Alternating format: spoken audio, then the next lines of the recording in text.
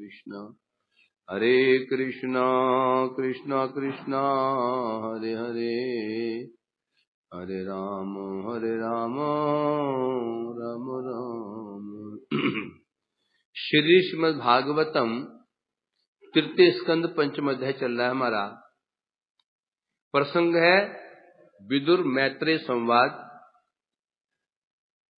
इसमें विदुर जी ने प्रश्न पूछा था मैत्रेय जी से। क्या पूछा था?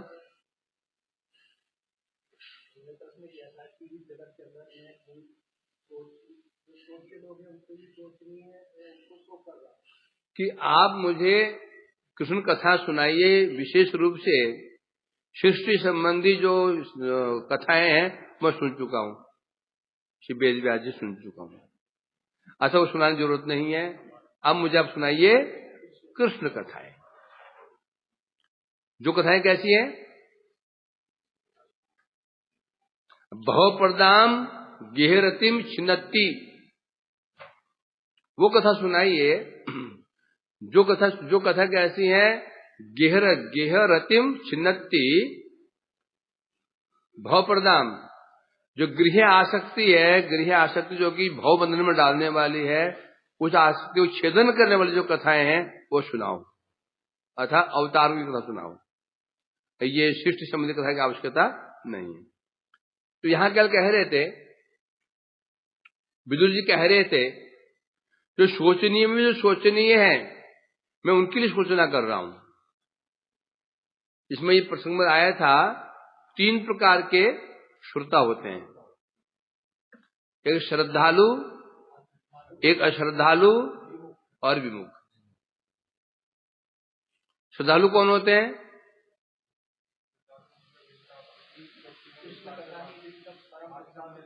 बोलने दे उसको, बोलने दे।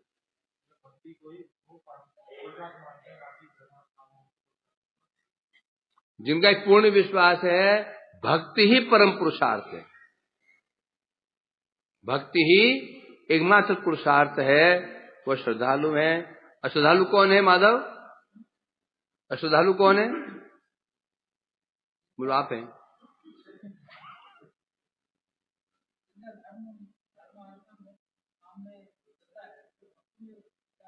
गलत।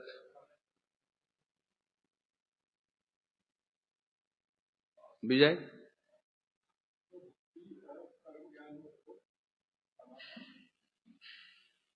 मजा नहीं आया। सनातन?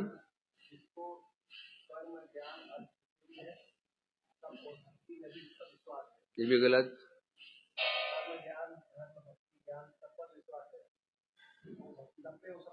बात यहां चले पुरुषार्थ की। जो धर्म, अर्थ, काम, मोक्ष और भक्ति सबको बराबर माने बैठे हैं।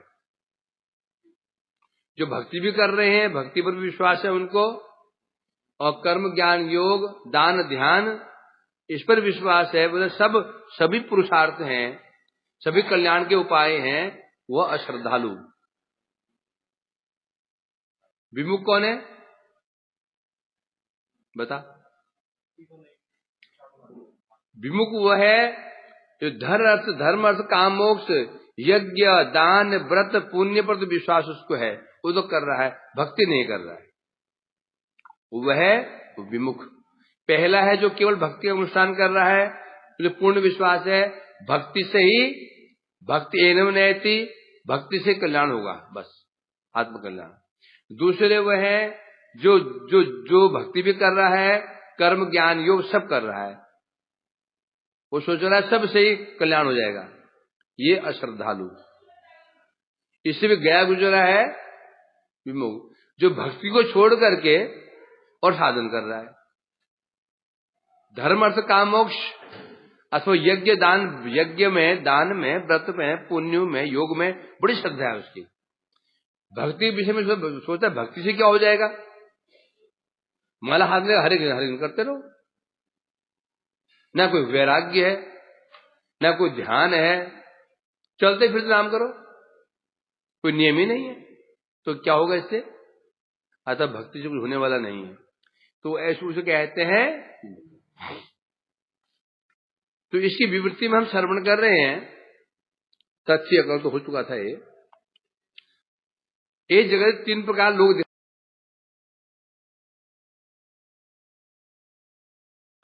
लोग 3 प्रकार लोग दिखे जाते, 3 प्रकार के दिखे जाते हैं।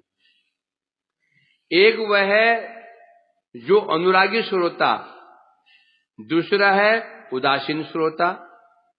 पहला है अनुरागी, जिसे कथाओं में अनुराग है, प्रीति है, विश्वास है। उसे पता है हरि कथा एकमात्र भवबंधनों काटने की औषधि है। भव सुधा श्रोत मनो भी रामाज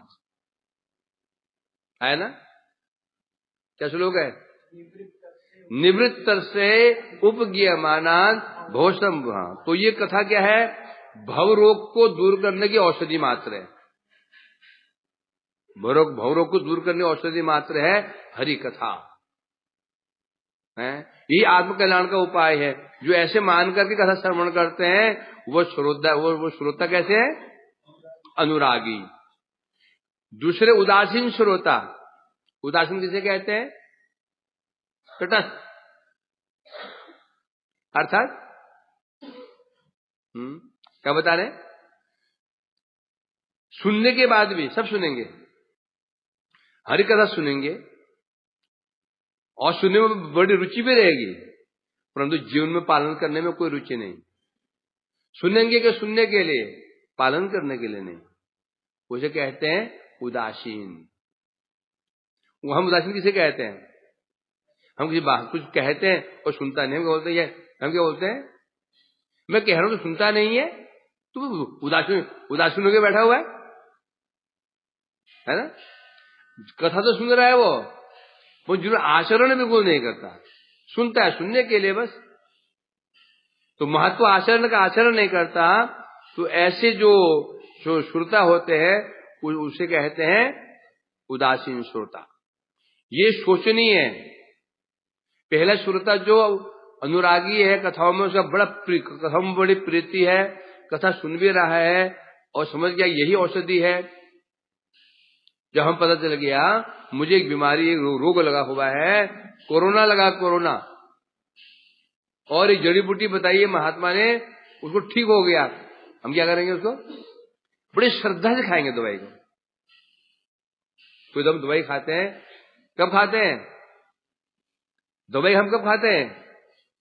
श्रद्धा हो तो। हम बीमार भी हैं, दवाई में श्रद्धा नहीं है, डॉक्टर ने दवाई दी और डॉक्टर में श्रद्धा ही नहीं है, उसको लेकर कोने पटक देते हैं। खाते हैं क्या? पता ही नहीं है। जब पता चल गया इस बीमारी की औषधि यही औषधि है, बस ये औषधि जो दी है उसने, ये कुछ नहीं है, जड़ी बूटी है, बस बहुत बड़ी चीज नहीं है, ये कुछ पाउडर सा, हल्का सा पाउडर सा, परंतु कईयों बीमारी दूर हो चुकी है। कैसे खाएगा वो? है अर्थ। दूसरा है उदासीन। उदासीन कौन है? खूब कथा सुनेगा, करेगा नहीं। सुन क्यों रहा है वो? दो कारण हो सकते हैं। एक तो सुनता है, कहां से निकालता है। कई कथा में अनेक विचार हैं। कौन है? देखो तो कौन है? हाँ?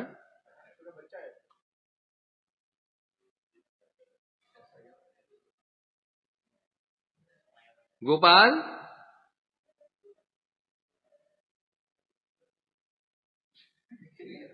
कौन था? आवाज तो आई थी। गोपाल ने क्या होगा ड्रामा? ये आवाज कहां से आई थी? तो पिट गए मेरे हाथ से। तू ही कर रहा था, कल भी तू कुछ कर रहा था। आवाज पिट जाए बोलते, कल भी कर रहा था ये, है ना? क्या बोला था?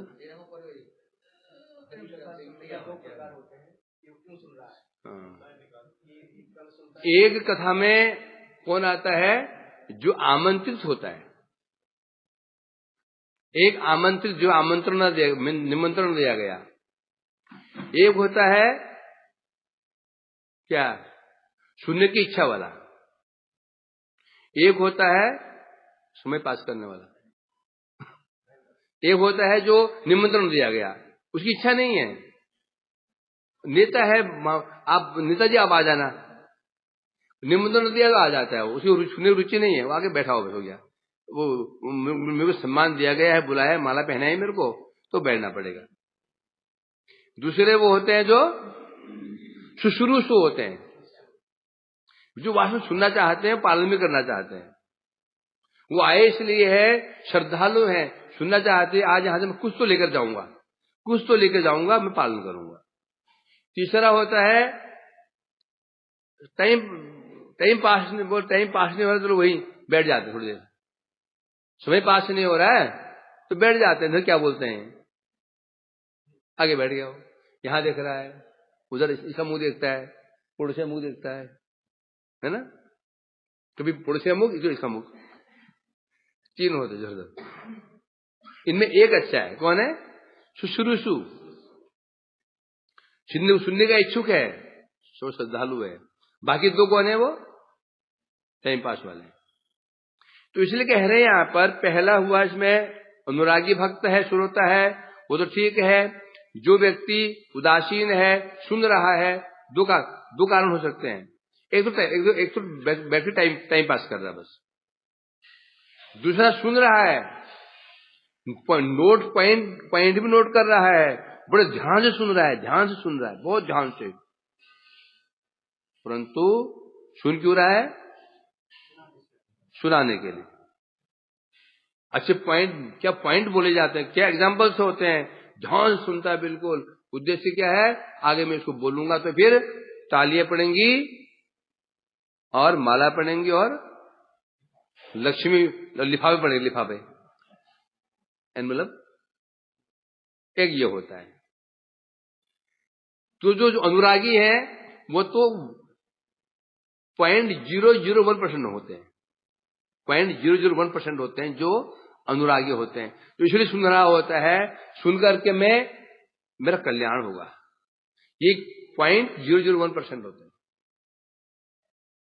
99% वो लोग होते हैं जो सुनते तो हैं केवल सुनाने के लिए। मैक्सिमम ये होता है, हम भी उसमें ही हैं, मैं भी उसमें ही हूं। हम क्या जाते हैं ना सुनने के लिए, क्यों जाते हैं, बड़ी महात्मा है, बड़े विद्वान है, जाएंगे कुछ नई बातें कुछ पता चल जाएंगे, नई बातें जब आगे किसी को बोलेंगे, उसको आगे जब फॉरवर्ड करेंगे तो लोग, वाह क्या कथा बोली प्रभु जी आपने, ऐसा है कि नहीं। जब कॉपी भर रहे हैं, कॉपी क्यों भर रहे हो, जो कुछ रजिस्टर भर दिए हैं, उद्देश्य क्या भरने का है, ऐसे है कि नहीं है। 100% ऐसा ही है, 100% ऐसा ही है। कोई हो सकता है जो अपने कल्याण के लिए नहीं, वो केवल याद भी कर रहे हैं, पढ़ भी रहे, सुन भी रहे, दूसरों को सुनाने के लिए। तो इसलिए कह रहे हैं यहां पर। तो अब यहां विदुर जी ने तो 3 श्रोता हुए, पहले हुए श्रद्धालु, दूसरे अश्रद्धालु, तीसरे विमुख।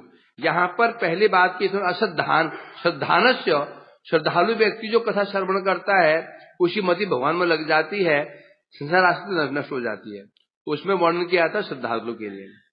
अब यहां पर इस श्लोक में किसका वर्णन किया जा रहा है, विमुख का। तो बीच वाले को छोड़ दिया, या पहले श्रद्धालु के विषय में वर्णन किया गया, जो विमुख है उसका वर्णन कर रहे हैं, बीच वाले को छोड़ दिया, किसको, अश्रद्धालु को। क्यों छोड़ दिया, वो इतना निकृष्ट नहीं है,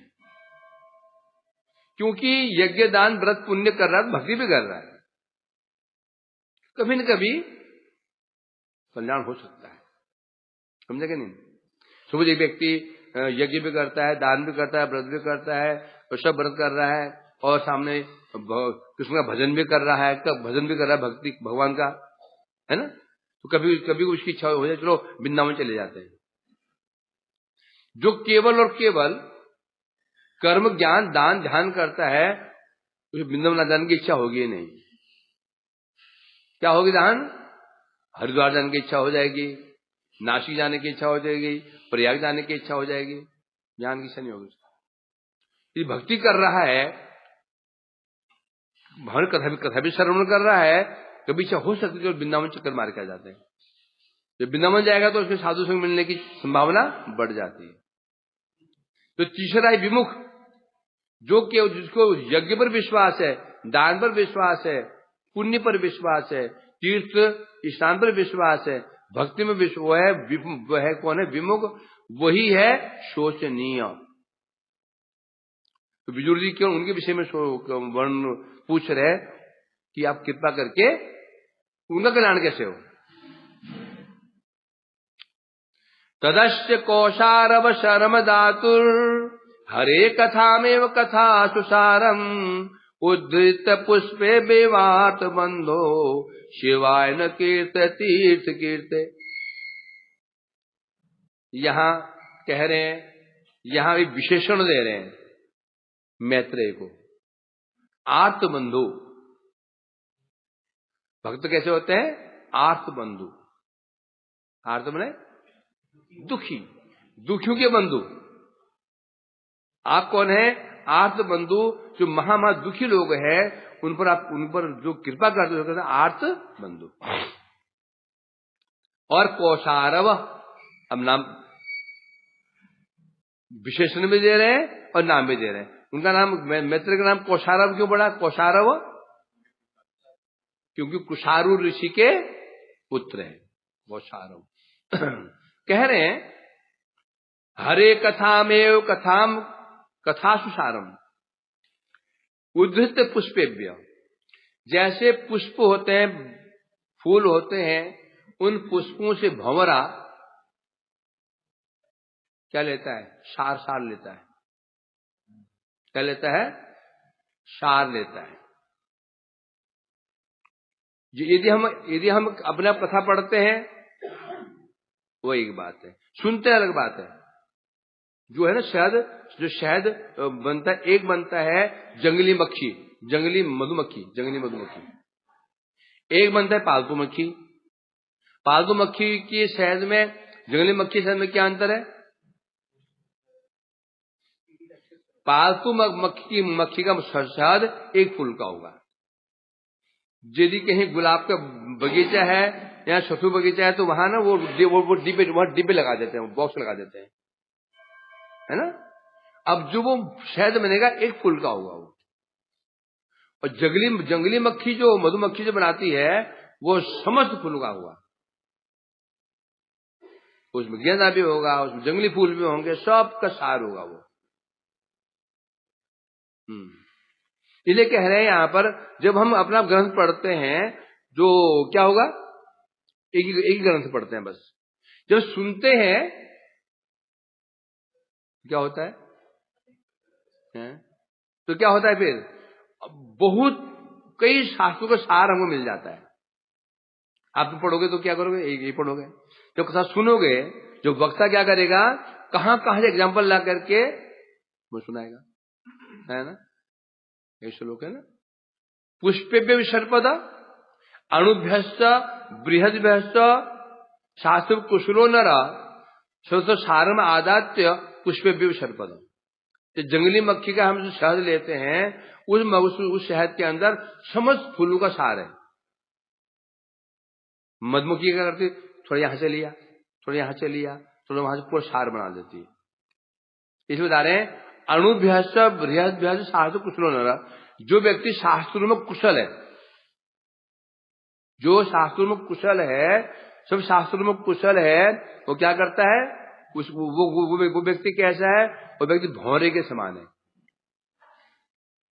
भौरा विभिन्न पुष्पों से वो मकरंद लेकर के छत्ते में भर देता है और सबका सार प्राप्त हो जाता है। उसी पर कोई कुशल वक्ता होता है जो उसे कथा सुनते हैं और समझ शास्त्रों सार बोल देगा। गीता का भी बोलेगा, वेद का बोल देगा, पुराणों का, सब शास्त्रों का सार मिल जाता है। ये अंतर पड़ता है अपने पर, अपना पर्दे में और सुनने में। ये तो भागवत पढ़ोगे तो भागवत ही पढ़ोगे बस, हो गया। गीता पढ़ोगे, गीता ही पढ़ोगे बस।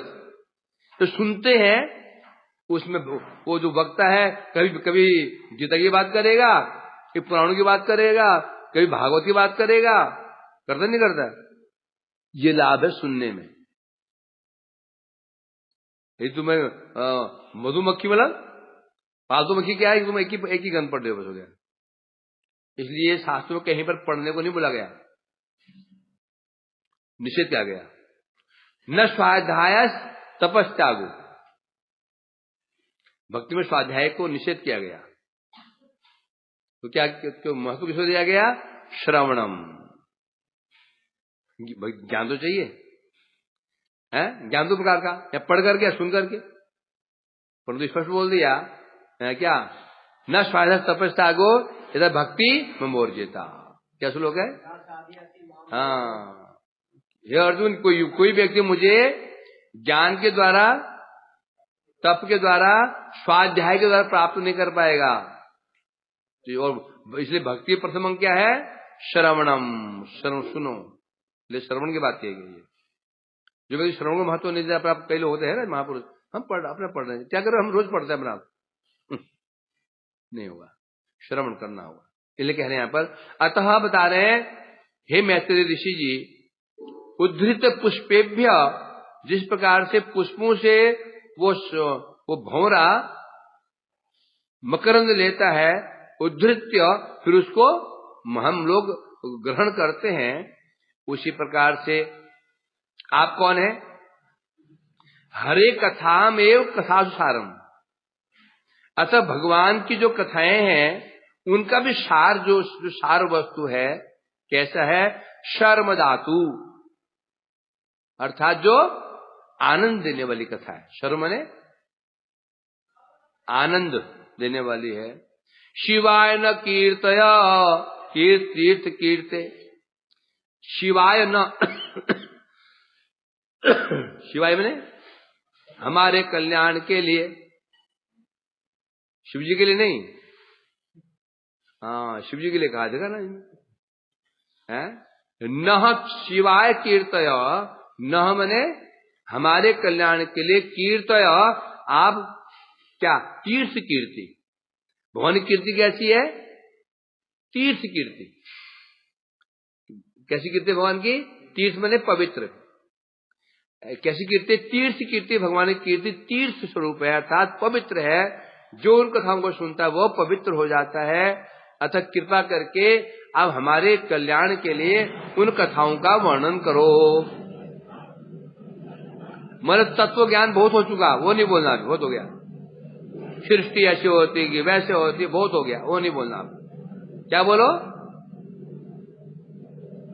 कथाएं बोलो, अर्थात जो उनके अवतारू कथाएं, लीला कथाएं, उनका वर्णन करो। तो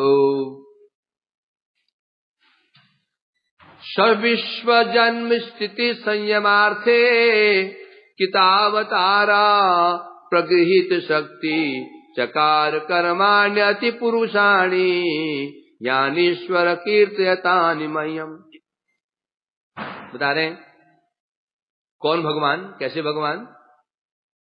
जिन्होंने विश्व की जन्म स्थिति संयम, जन्म मने सृष्टि, स्थिति मने पालन, संयम मने विनाश, जिन्होंने जगत का उत्पत्ति, पालन और संहार करने के लिए गृहीत शक्ति ग्रहण करके अवतार धारण किए थे। कौन अवतार? पुरुषावतार। जिन भगवान ने सृष्टि स्थिति प्रलय करने के लिए पुरुषावतार धारण किए थे। आदि पुरुषावतार कौन है? कारण तोषाई विष्णु, गर्भोदशाई विष्णु और ये तीन अवतार धारण किए थे। और लेख चकार कर्माण्य अति पुरुषाणी, उन्होंने कर्म किए थे। कैसे कर्म किए थे? अति पुरुषाणी, अति मने अतिक्रम, सामान्य मनुष्य की क्रियाओं को जो अतिक्रम कर गए थे। मतलब क्या? क्या मतलब? कर्माणि अति पुरुषाणी मतलब क्या?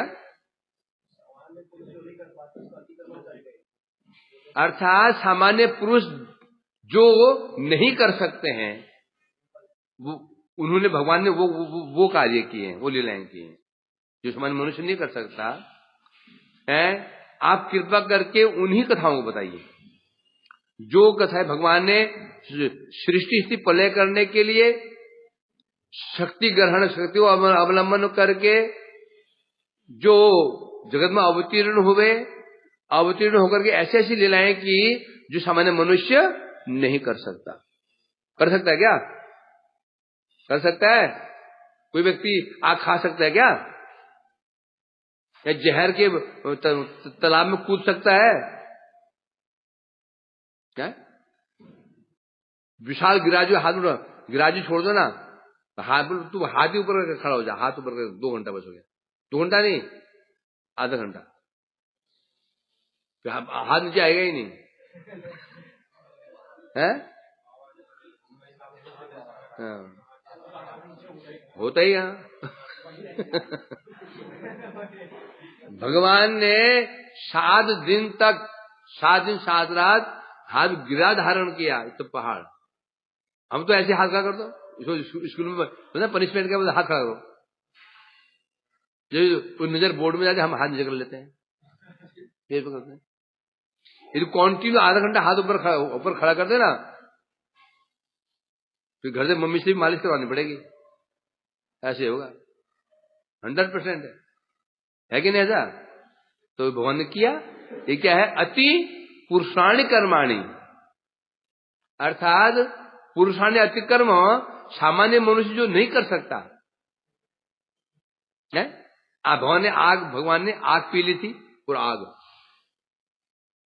खा गए थे। हम खा सकते हैं आग? थोड़ा दूध गर्म होता है तो जीभ में छाले पड़ जाते हैं।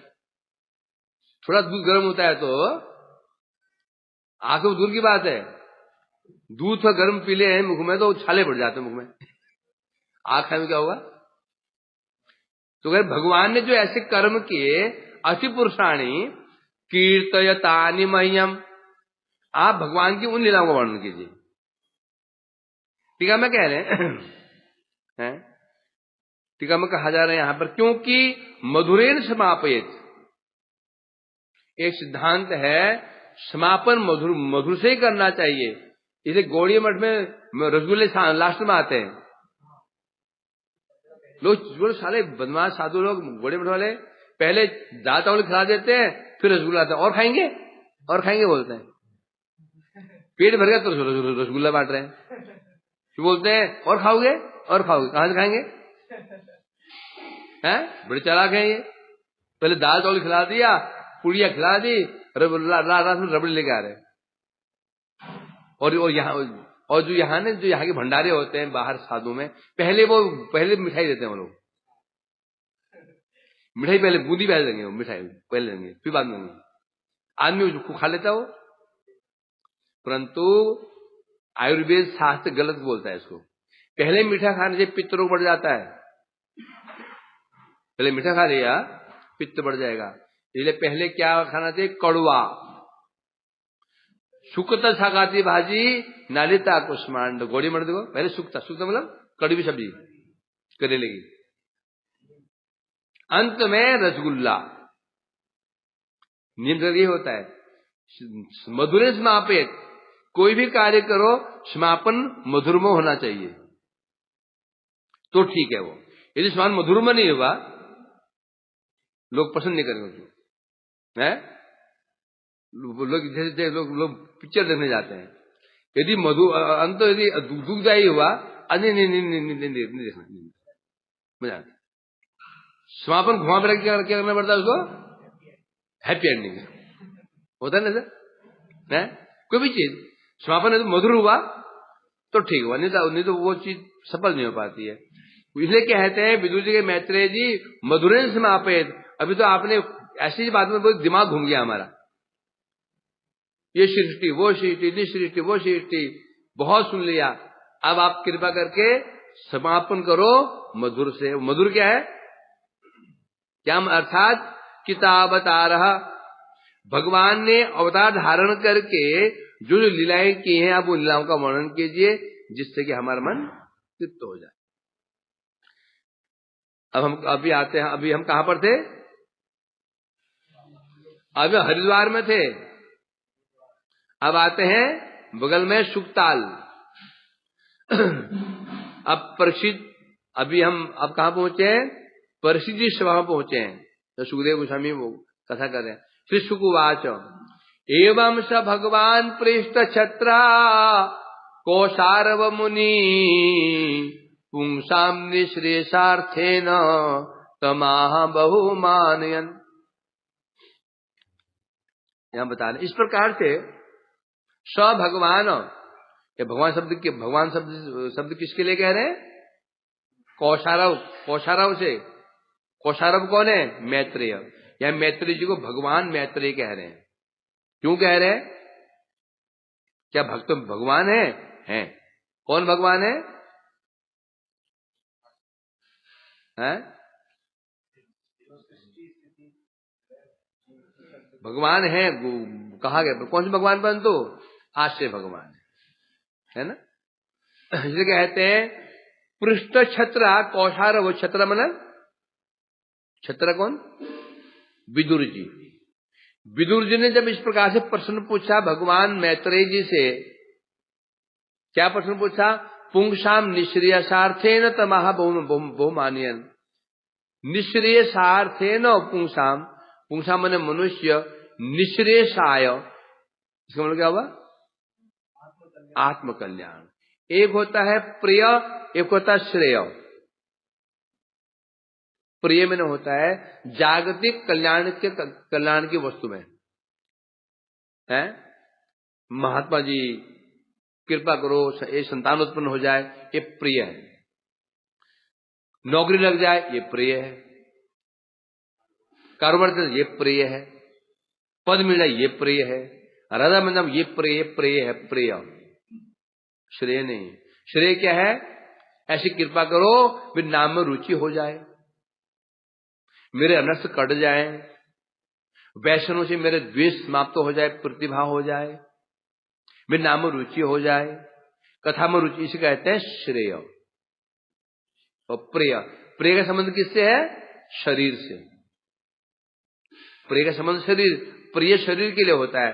राजा बन जाऊं, शरीर। पुत्र प्राप्त हो जाए, संबंध शरीर से है ना। धन मिल जाए, शरीर से। परंतु यदि मुझे मेरी भक्ति में रुचि हो जाए, यह संबंध किससे है? आत्मा से। इसलिए कहते हैं श्रेय।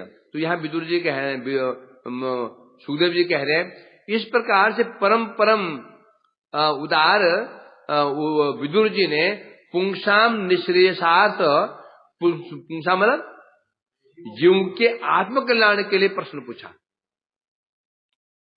ये यहाँ पर कोई विदुर जी कोई सामान्य जीव नहीं है। वो तो स्वयं उनका कल्याण तो हो चुका है। उनका कल्याण तो हो चुका है। उनका क्या कल्याण होगा? गीता में अर्जुन का मोह हो ही नहीं सकता। अर्जुन भगवान है कि नहीं? नर ऋषि है वो। भगवान के 2 अवतार थे, नर नारायण, वो उनमें से एक अर्जुन है। अर्जुन उनका परिकर में मोह तो हो ही नहीं सकता। तो ये जो तो गीता किसके लिए कही गई है? वो हमारे लिए।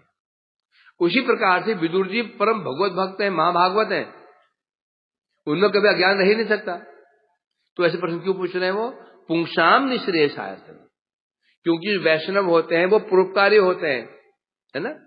तो जीवों का कल्याण कैसे होगा, इसलिए चिंता लगी हुई उनको। इसलिए प्रश्न पूछ रहे हैं कि आप बताइए, जो जगत में जीव संसार में फंसे हुए हैं, गृह आसक्ति में फंसे हुए हैं, उनका कल्याण कैसे हो? ये भी प्रश्न पूछा विदुर जी ने, तो बता रहे हैं यहां पर विदुर सामान्य नहीं है, विदुर कृष्ण के पार्षद ही है, वो कोई सामान्य बद्ध जीव नहीं है। तो है विदुर वास्तव में है कौन? भगवान के परम भक्त यमराज। तो यमराज भगवान भक्त कैसे हो सकते हैं? यमराज है 12 महाजन में कौन है? यमराज। लोग यमराज से डरते हैं, यमराज भगवान भक्त हैं, है ना। परंतु अपराध हुआ यमराज जी से। क्या अपराध हुआ था? मांडव्य ऋषि के जो अपराध हुआ था। मांडव्य ऋषि तपस्या कर रहे थे। कुछ चोरों ने राजभवन में डकैती डाली, माल पता लेकर भागे।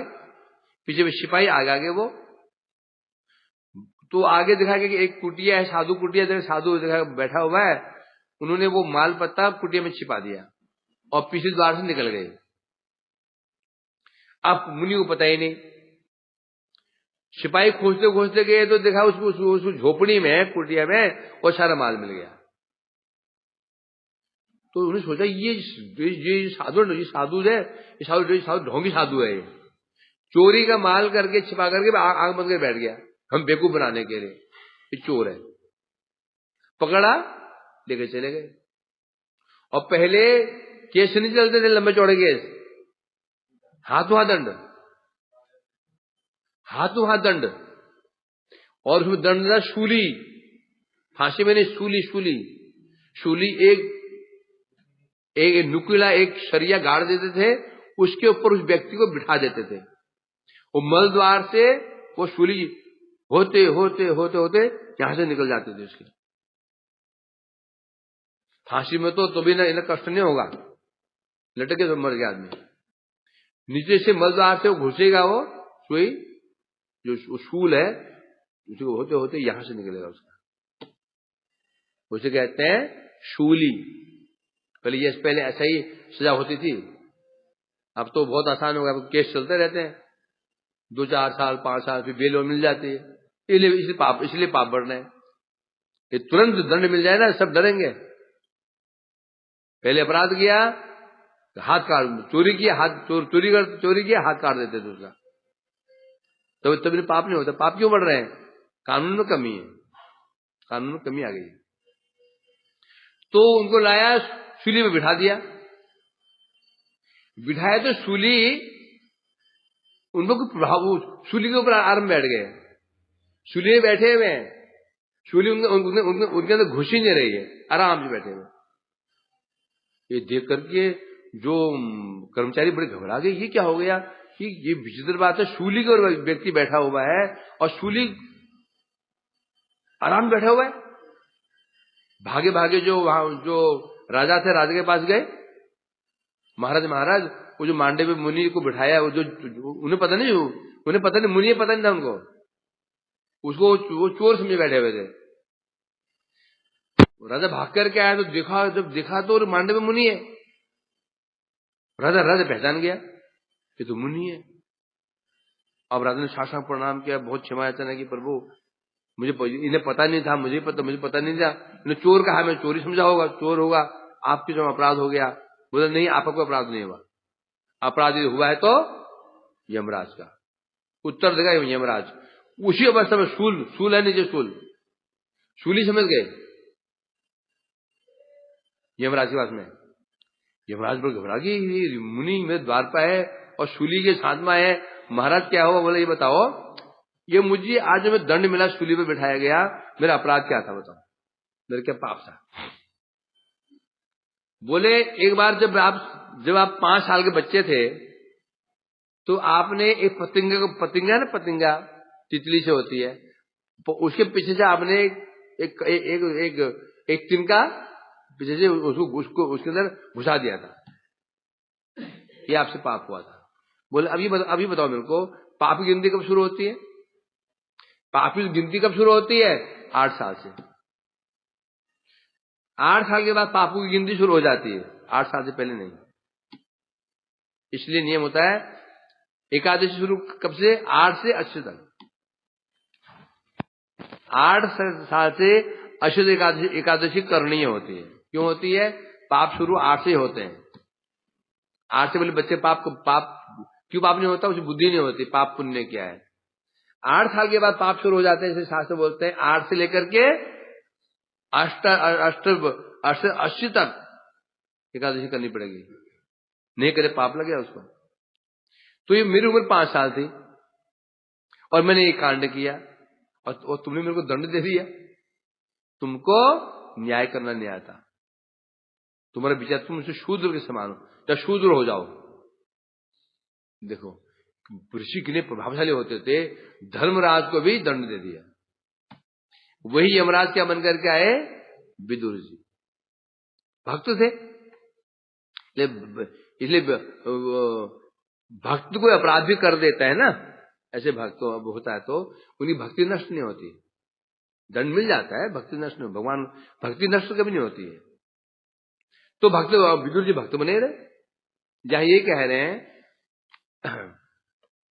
तो यहां पर इस प्रकार से जब उन्होंने कहा कि जीव कल्याण कैसे होगा, तो प्रश्न पूछा, तब कह रहे हैं यहां पर बड़े प्रश्न हुए। मैत्रेय उवाच साधु पृष्ठम त्वया साधो लोकान साधु अनुगृहणतो कीर्तिम वितन्वता लोके आत्मनो अधोक्षजात्मन। साधु प्रश्न त्वया, मैत्रेय बोले विदुर जी आपने प्रश्न पूछा, साधु, साधु बने उत्तम प्रश्न है, जो आपने प्रश्न पूछा है उत्तम प्रश्न है, साधु साधु साधु। लोकान साधु गृहण, तो वास्तव में बता रहे हैं यहां पर जो आपने प्रश्न पूछा है ये क्या है, इसलिए आप कौन है, साधु है। क्यों साधु है, प्रश्न ही व्यक्ति के अधिकार को बताता है। व्यक्ति अधिकार क्या है उसके प्रश्न से पता चल जाता है, प्रश्न क्या कर रहा है। प्रश्न से व्यक्ति के अधिकार पता चल जाता है, अधिकार है क्या, समझा क्या नहीं। प्रश्न किया समझ जाते हैं अधिकार कितना है? तो बता रहे हैं यहां पर आपने जो प्रश्न पूछा है उत्तम है, उत्तम। आपके इस प्रश्न से क्या दिखाई पड़ रहा है, क्या दिखाई पड़ रहा है, जो बद्ध जीव है उनके प्रति आपकी कृपा दिखाई पड़ रही है। जो आपने प्रश्न पूछा है, आप तो बद्ध जीव है नहीं है, ये प्रश्न आपने अपने लिए पूछा ही नहीं है, आप तो भगवत भक्त हैं। तो जो आपने प्रश्न पूछा है वास्तव में ये क्या दिखाई पड़ रहा है, जीवों के प्रति आपका अनुग्रह दिखाई पड़ रहा है ना। क्योंकि आप कौन है, अतीन्द्रिय कृष्णगत प्राण। आप कौन है, अतीन्द्रिय। अतीन्द्रिय किसे कहते हैं, अति इंद्रिय। क्या मीनिंग हुआ इसका,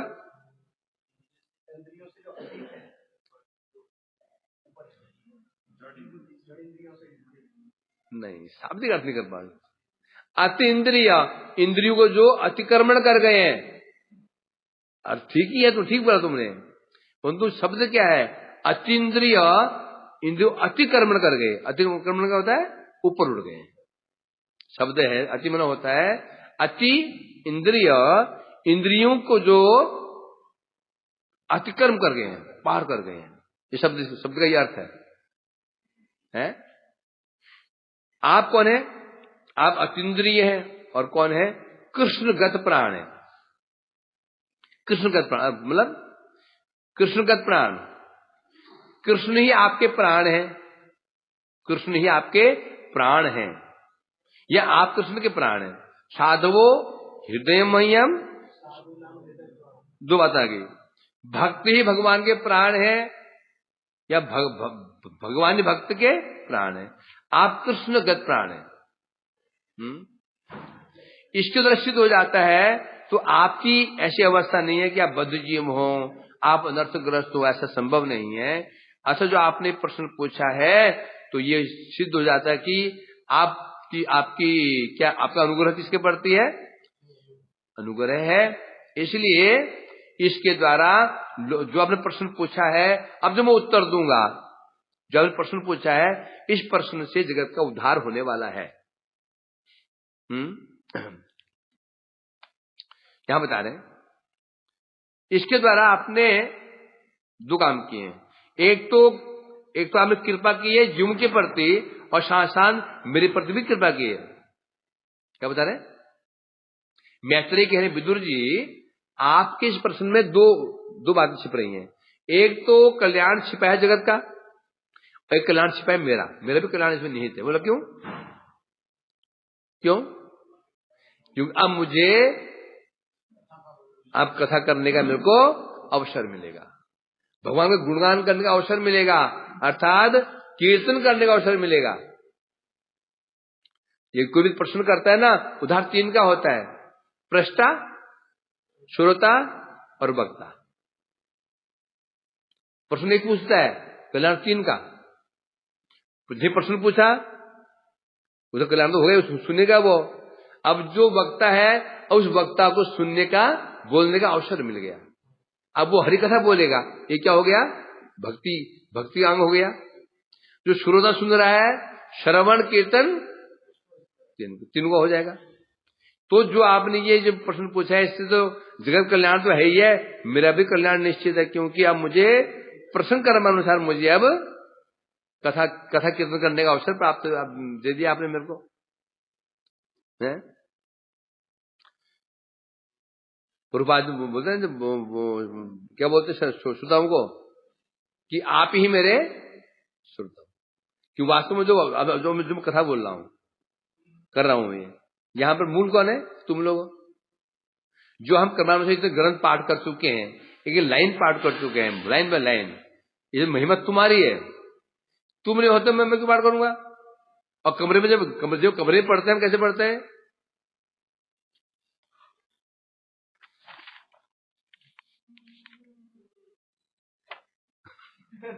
ऐसे पढ़ते हैं ना।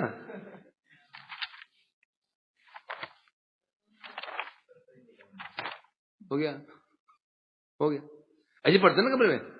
जहां फिर घर में पढ़ता है ऐसे पढ़ता है, मैं ऐसे पढ़ता हूँ, ऐसे पढ़ा की लाइन पढ़ा।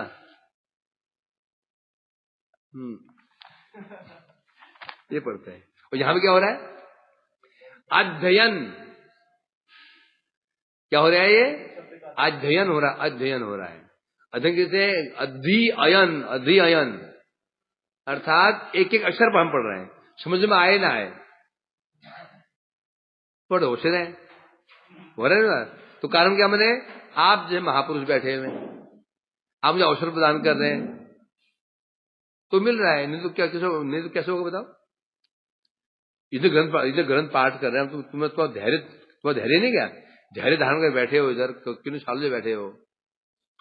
इसलिए कह रहे हैं यहां पर, इस प्रकार से जगत कल्याण तो हुआ ही हुआ।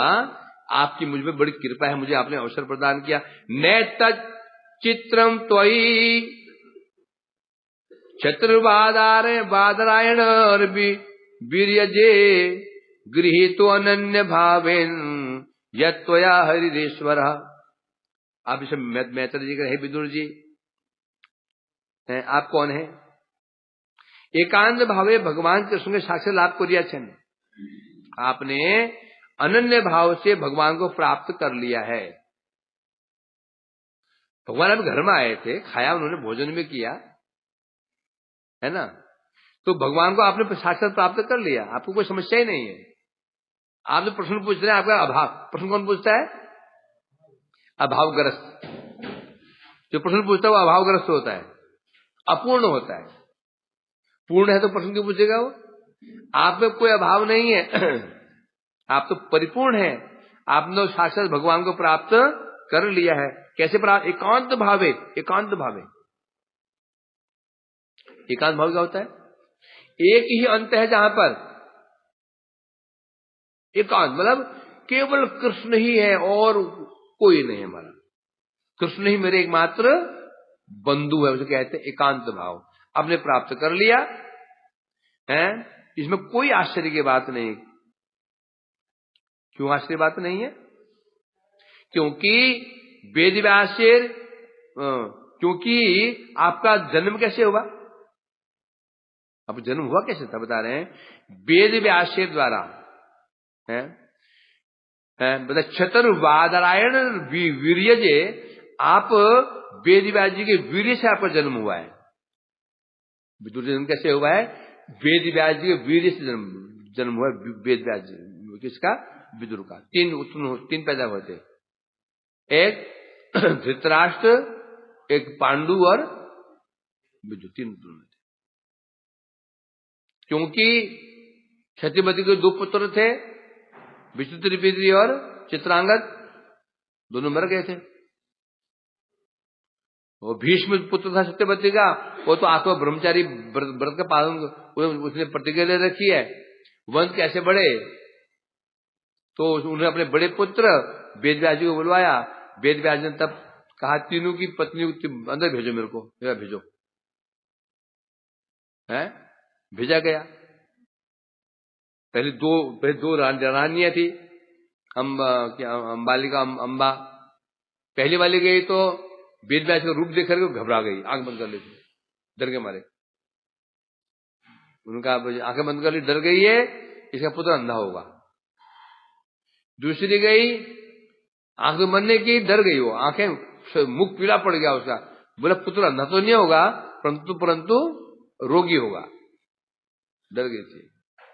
अब एक दासी थी, उनकी दासी थी, दोनों की दासी को भेजा, और दासी बड़े श्रद्धा पूर्वक उनको प्रणाम किया, ऋषि को उनका दर्शन किया, कोई डर नहीं, शांत बैठे रही। तो इसका पुत्र होगा, परम परम विद्वान होगा। वे थे विदुर जी। इसलिए कहते हैं, क्योंकि आपका जन्म किससे हुआ है? जन्म ही हुआ है वेद व्यास जी से, तो फिर आपके लिए आश्चर्य की बात नहीं है। यदि आपने भगवान प्राप्त कर लिया है, कोई आश्चर्य की बात नहीं, क्योंकि कारण क्या है? वेद व्यास के पुत्र है आप। कह रहे हैं यहां पर आश्चर्य की बात नहीं है। नए चित्रम, इनमें कोई विचित्र बात नहीं है। विचित्र बात क्या होती? जब जन्म किसी निकृष्ट कुल में होता। हम किसा वर्णन करते हैं, एक कोई भक्त था, जैसे हमारे वो, जैसे कौन है वो, चमार कुल में उत्पन्न होते हैं ना, रविदास जी, जैसे वो सदना कसाई, इनका आश्चर्य होता, अरे वो ऐसे हो गए, परंतु नहीं। आपको आश्चर्य बात, क्यों आश्चर्य बात नहीं है? आपका जन्म ही उत्तम कुल में हुआ है, और उस पर भी विशेष रूप से आप बादरायण वेद व्यास जी के वीर से उत्पन्न हुए हैं, इसलिए बता रहे हैं यहां पर, तुम्हारे लिए कोई आश्चर्य की बात नहीं है, क्योंकि आपने अन्य भाव से हरि को प्राप्त कर लिया है। मांडप्य साबाद भगवान प्रजा संयमनो यम भ्रातु क्षेत्रे बुदिश्यायाम जात सत्यवती सुतात। ये आ गया ना। पूर्व जन्म में आप कौन थे? मांडव्य शापाद भगवान। पूर्व जन्म में आप यमराज थे। प्रजा संयमन क्या होता है? नाश करना। आप प्रजाओं को नाश करने वाले आप पूर्व जन्म में यमराज थे। मांडव्य शापाद, मांडव्य ऋषि के श्राप से, भ्रातु क्षेत्रे भुजिष्यायाम जात सत्यवती सुतात। तो मांडव्य ऋषि के श्राप से विचित्र वीर्य की जो पत्नी थी, उनकी जो दासी थी, उनके गर्भ से सत्यवती तनय व्यासदेव, सत्यवती के पुत्र व्यास जी के वीर्य से आपका जन्म हुआ। आप कौन है? विचित्र वीर्य की जो पत्नी थी, उनकी जो दासी थी, उनके पुत्र आप हैं। और जन्म कहां से हुआ आपका? पिता कौन है? वेद व्यास पिता है। तो आप पूर्व जन्म में यमराज थे, इसमें लिखा गया है। तो मुझे कहां लिखा है? ये लिखा है। देखो ये होता है, जो कंटिन्यू पढ़ते हैं ना, तो हम सोचते कहां लिखा है, पता नहीं, पढ़ा तो है नहीं कहीं, स्पष्ट है यहाँ पर। इसलिए कह रहे हैं यहाँ पर, अतः आपका जन्म वेद व्यास से हुआ है तो उत्तम है, इसलिए आपको सामान्य नहीं है। अतः जो आप प्रश्न किया आपने है, ये प्रश्न का उद्देश्य केवल जगत कल्याण है, और कोई हो ही नहीं सकता। बल्कि ये कहो मुझ पर भी आपकी करुणा हो गई है, मुझे भी कुछ बोलने का अवसर प्राप्त हो गया। इस प्रकार से समाज चल रहा है। आगे हम कल आगे पढ़ेंगे। वांछा कल्पतरुभ्यश्च कृपा सुपैता न पावन वैष्णवेभ्यो नमः। भगवान भगवतो नित्यम्।